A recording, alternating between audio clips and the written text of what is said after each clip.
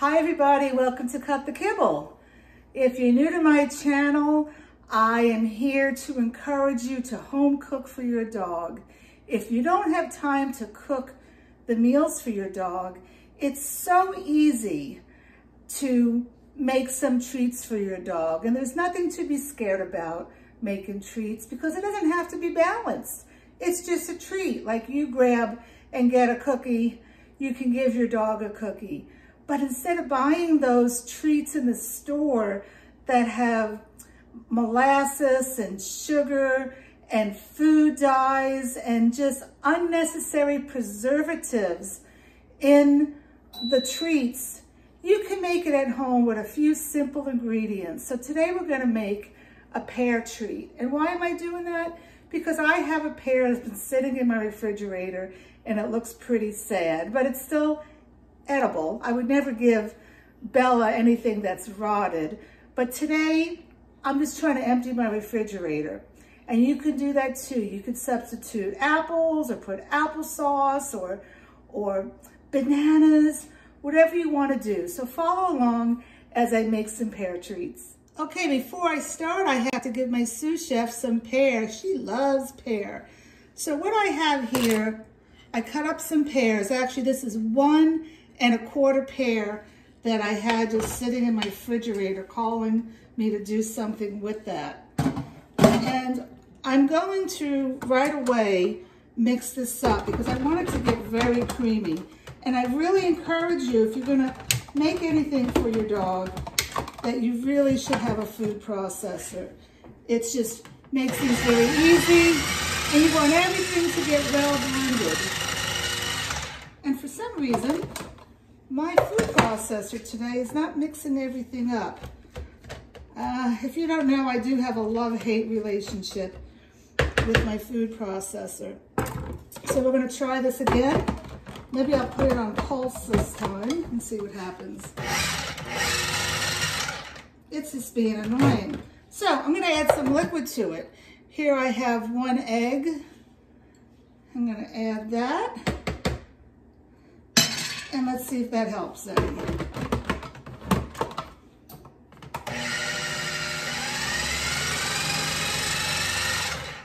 Not really.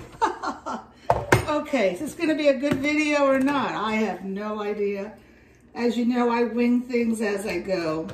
Because to me, cooking is fun. Cooking is therapeutic. I hate to follow a recipe. Now, what I'm gonna add now is some flour. You know, I hate seeing these videos on YouTube where people use whole wheat or white flour for dogs. No, no, no. That's GMO. It's spread with glyphosate. The only thing that I use is oat flour. And this is, I guess at Costco. I don't get this at Costco. I get oatmeal from Costco that's non-GMO, organic. And then I put it in my Vitamix to make it into flour.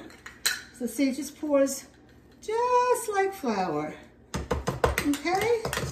I may have to use a little more, we'll have to see. And to this, I'm gonna add my Cut the Kibble Omega Booster, which is a mixture of hemp hearts, pumpkin seeds, and flax seed. So put that in there. Anything that's going to go into Bella's mouth serves a purpose. And this serves as the omega-6s and omega-3s. All right, now hopefully this will work. Let's see.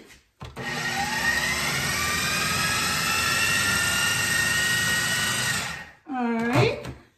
And I forgot to add one little thing. I was going to put in some cinnamon, just a little bit. Just a little for Miss Bella. And I think that's gonna do it. And it's that easy. That's all you need to do. We're gonna feel the consistency in a few seconds after I mix this up. Okay. I want my mixture to be wet because I think this is pretty perfect. Yeah, that was 1 cup of flour. I'm gonna add a little bit more flour in there. The reason that I like it wet, I mean very little, that's all, is that I use this at night for a treat for Bella before she goes to bed. And I want it to be kind of spongy so it soaks up any acid during the night. If your dog wakes up in the morning and it's spitting out foamy yellow stuff, that's bile that's produced during the night because they have acid in their stomach. So I always give her a treat at night, before we go to bed. And I don't mean like, I don't give her a pear or a carrot. I give her something like a cookie that will absorb some of the acid. So now we're gonna go ahead and put this on our baking pan. So let's go over to the other side of the counter. You can see what I do. Okay, so I have a little baking sheet. It's not very big. I don't know what this is. It's maybe like 8 by 10 or 6 by 10, no big deal.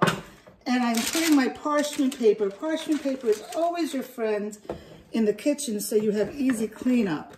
And now I'm going to, normally I do this without Bella.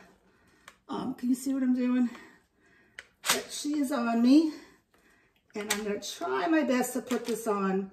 Another reason I like my mixture to be wet, when it's cooked, I want it to be not hard. I want it to be kind of soft so that if I have to give her some kind of a medicine, a lot of times I'll give her Rescue Remedy, and which is something for anxiety if I'm taking her to the groomer or going on a trip, that when I put the drop on the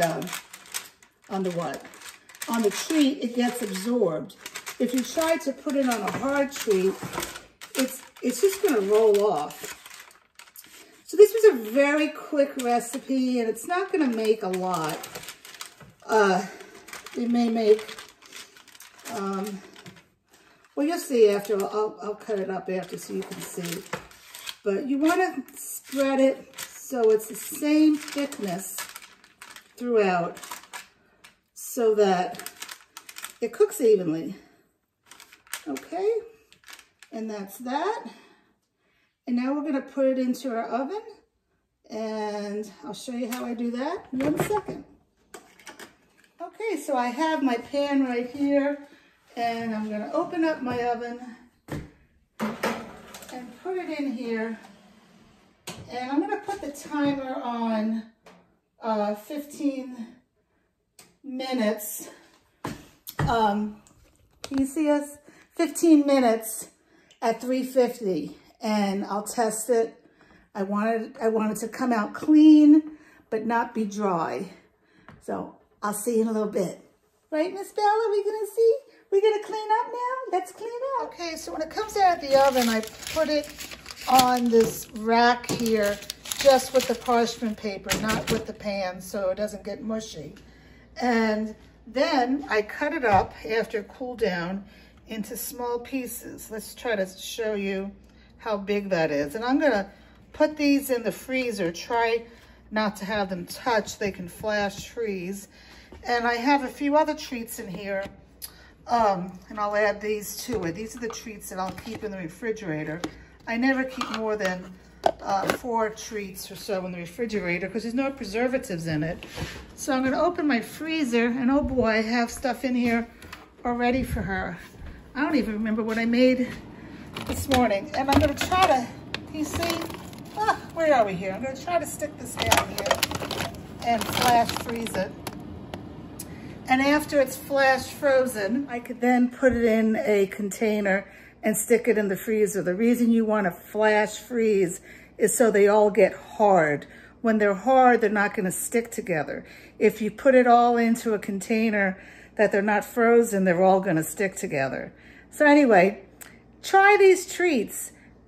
Be creative in the kitchen. You could even do this, a savory treat, and do like sardines or canned salmon. That'll be a good idea also. All right, take care.